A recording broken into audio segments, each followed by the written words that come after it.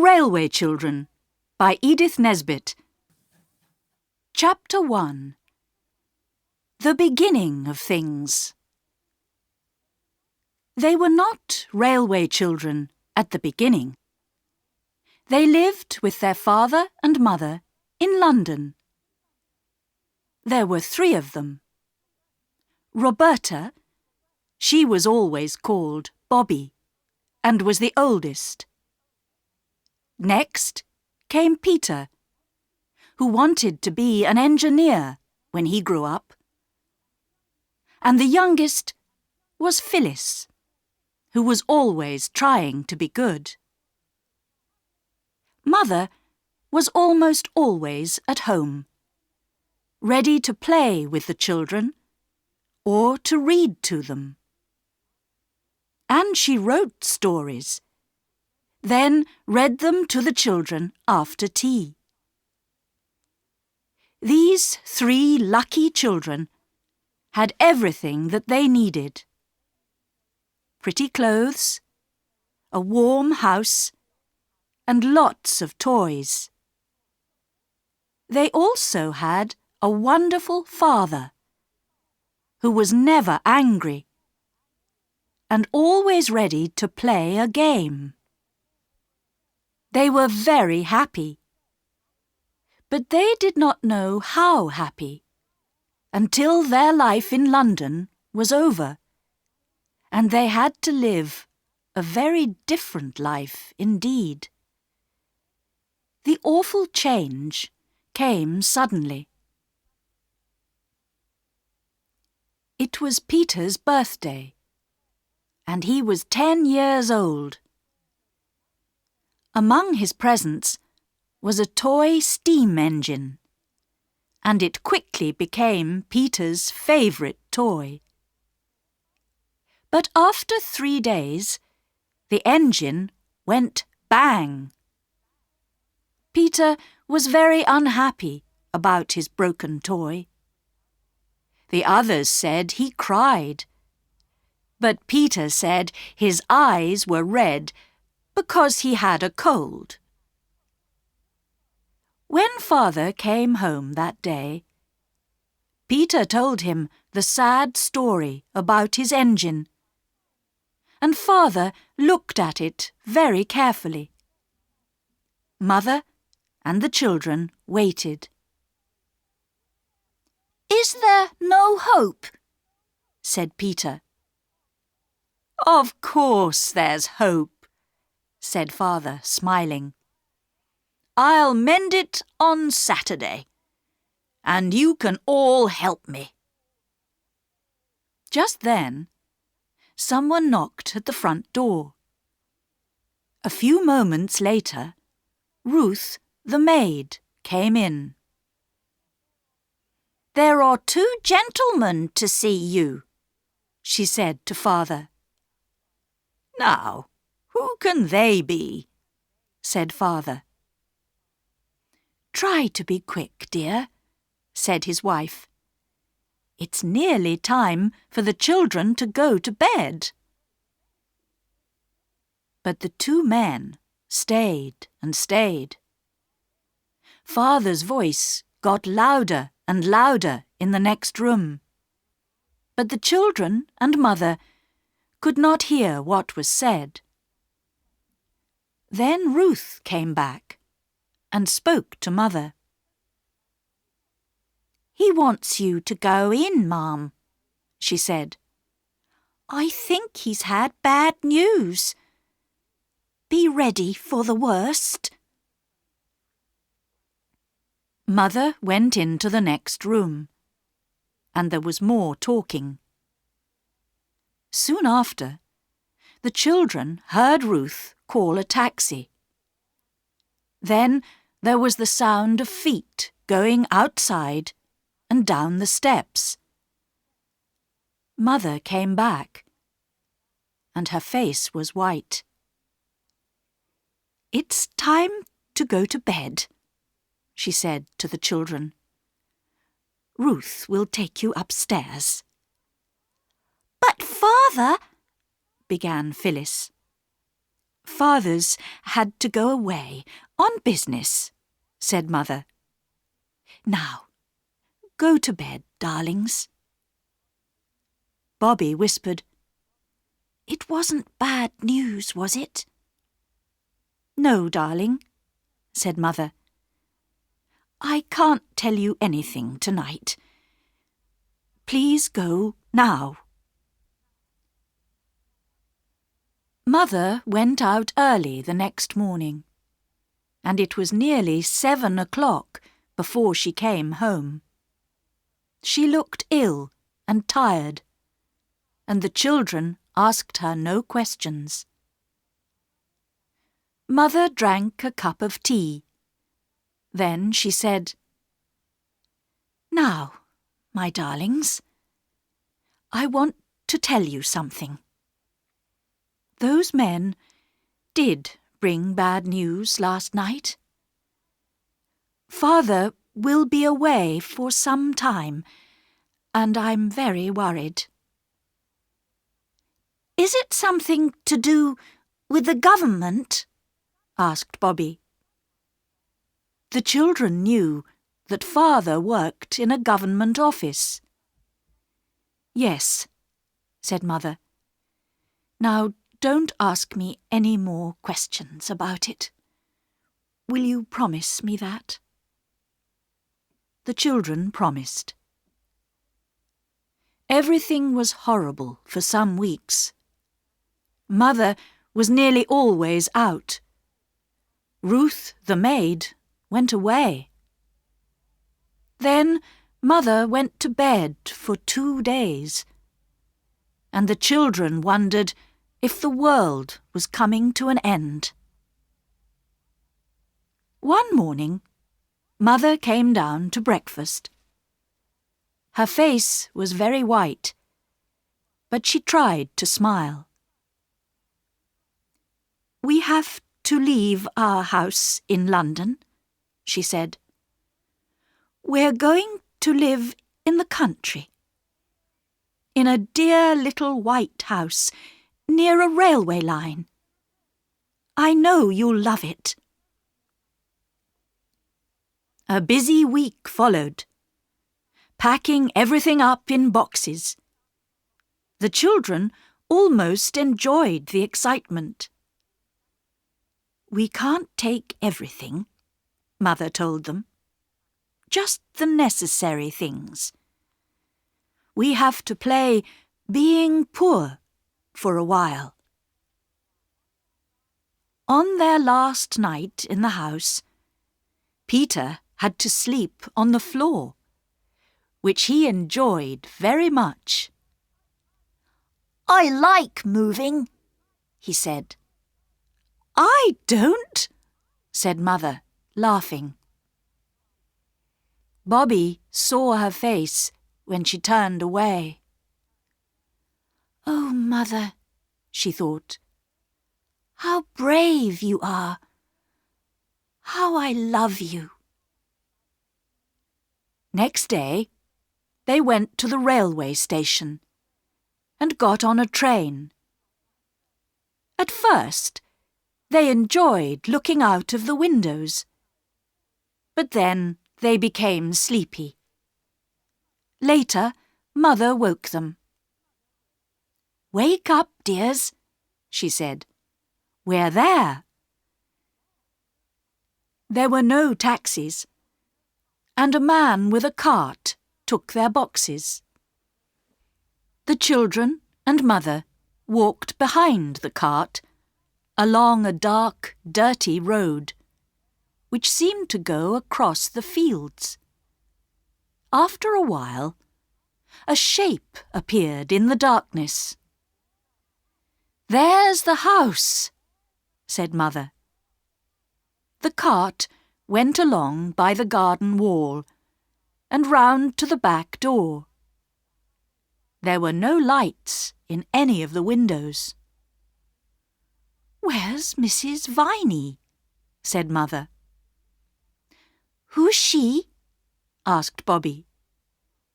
A woman from the village. I asked her to clean the place, and make our supper," said Mother. "Your train was late," said the man with the cart. "She's probably gone home." "But she has the key," said Mother. "It'll be under the doorstep," said the man. He went to look. "Yes, here it is." They went inside the dark house. There was a large kitchen with a stone floor. But there was no fire, and the room was cold. There was a candle on the table, and the man lit it. Then a noise seemed to come from inside the walls of the house. It sounded like small animals running up and down. Then the cartman went away and shut the door.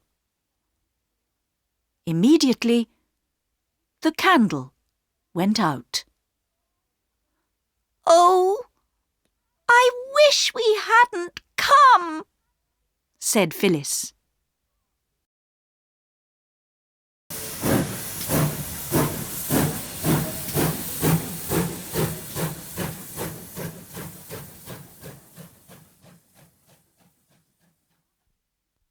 Chapter 2. Peter and the Coal. "You've often wanted something to happen," said Mother, lighting the candle again. "And now it has. This is an adventure, isn't it? I told Mrs. Viney to leave our supper ready. I suppose she's put it in the other room. Let's go and see." They looked in the other room, but found no supper. "What a horrible woman," said Mother. "She's taken the money, but got us nothing to eat at all." "Then we can't have any supper," said Phyllis unhappily. "Yes, we can," said Mother. "We can unpack one of the boxes. There's some food from the old house." They found candles in the box, and the girls lit them. Then Bobby fetched coal and wood and lit a fire. It was a strange supper. Tomatoes, potato chips, dried fruit, and cake. And they drank water out of teacups. After supper, they put sheets and blankets on the beds. Then Mother went to her own room. Very early next morning, Bobby pulled Phyllis's hair to wake her. "Wake up," she said. "We're in the new house. Don't you remember?" They wanted to surprise their mother and get the breakfast ready. But first, they went to look outside. The house seemed to stand in a field near the top of a hill, and they could see a long way. "This place is much prettier than our house in London," said Phyllis. They saw the railway line at the bottom of the hill and the big black opening of a tunnel. Further away, they could see a high bridge between the hills. But the station was too far away to see. "Let's go and look at the railway," said Peter. "Perhaps there are trains passing." We can see them from here," said Bobby. So they sat down on a big, flat, comfortable stone in the grass. And when Mother came to look for them at 8 o'clock, they were asleep in the sun. "I've found another room," Mother told them. "The door is in the kitchen. Last night, we thought it was a cupboard." There was a table in the little square room, and on the table was their supper. "There's a letter from Mrs. Viney," explained Mother. "Her son broke his arm, and she went home early. She's coming again later this morning." "Cold meat and apple pie for breakfast?" laughed Peter. "How funny!" But their supper made a wonderful breakfast. All day, they helped Mother to unpack and arrange everything in the rooms. It was late in the afternoon when she said, "That's enough work for today. I'll go and lie down for an hour before supper." The children looked at each other. "Where shall we go?"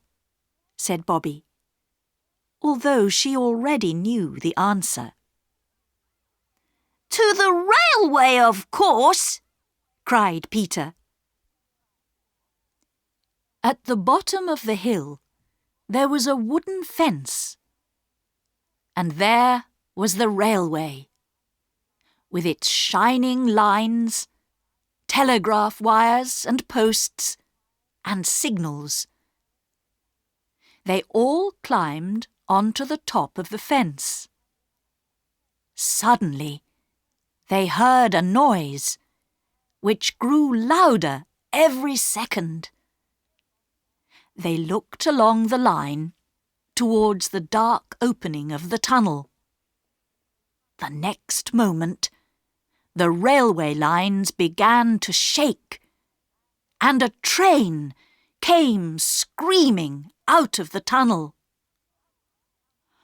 "Oh!" said Bobby, when it had gone. "It was like a great wild animal going by." "It was very exciting," said Peter. "I wonder if it was going to London," said Bobby. "London is where Father is." "Let's go down to the station and find out," said Peter. They walked along the edge of the line, beneath the telegraph wires, to the station. They went up onto the platform and took a quick look into the porter's room. Inside, the porter was half asleep behind a newspaper. There were a great many railway lines at the station. On one side of the big station yard was a large heap of coal, which the steam trains used for their engines. There was a white line on the wall behind, near the top of the heap. Later, when the porter came out onto the platform, Peter asked about the white line. "It's to show how much coal there is in the heap," said the porter. "So we shall know if anybody steals some." The porter was smiling, and Peter thought he was a nice, friendly person. And so the days passed. The children did not go to school now, and Mother spent every day in her room, writing stories. Sometimes she managed to sell a story to a magazine, and then there were cakes for tea. The children did not forget their father, but they did not talk about him much, because they knew that Mother was unhappy. Several times she had told them that they were poor now. But it was difficult to believe this, because there was always enough to eat, and they wore the same nice clothes. But then there were 3 wet days when the rain came down, and it was very cold. "Can we light a fire?" asked Bobby. "We can't have fires in June," said Mother.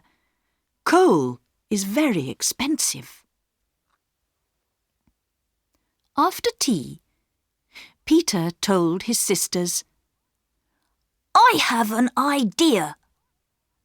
I'll tell you about it later, when I know if it's a good one." And 2 nights later, Peter said to the girls, "Come and help me." On the hill, just above the station, there were some big stones in the grass. Between the stones, the girls saw a small heap of coal. "I found it," said Peter. "Help me carry it up to the house." After 3 journeys up the hill, the coal was added to the heap by the back door of the house. The children told nobody.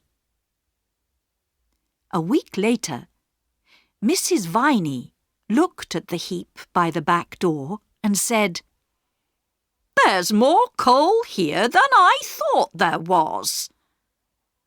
The children laughed silently and said nothing.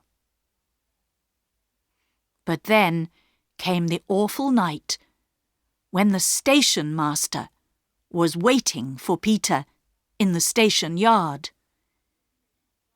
He watched Peter climb onto the large heap of coal by the wall and start to fill a bag. "Now I've caught you, you young thief!" shouted the station master, and he took hold of Peter's coat. "I'm not a thief," said Peter. But he did not sound very sure about it.